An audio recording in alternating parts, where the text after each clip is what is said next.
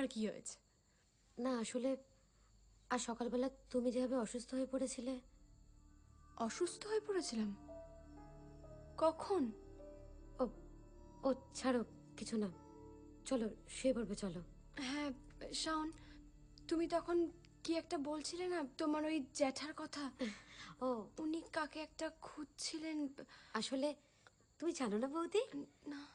আমাদের জ্যাঠা একটা সময় মস্ত বড় প্রোডাকশন কন্ট্রোলার ছিল। দাদা ভাইয়ের তো জেঠুর হাত ধরেই আসা।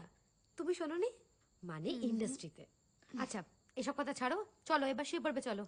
কারণ কালকে সকাল সকাল আবার উঠতে হবে, তারপর দেখবে কত আত্মীয় স্বজন আসছে। হ্যাঁ, তোমাদের তো আবার অনেক আত্মীয় স্বজন। জয়েন্ট ফ্যামিলি তো, লতায় পাতায় প্রচুর লোকজন। সত্যি কথা বলতে কি, আমিও অনেক লোককে চিনি না, জানো তো।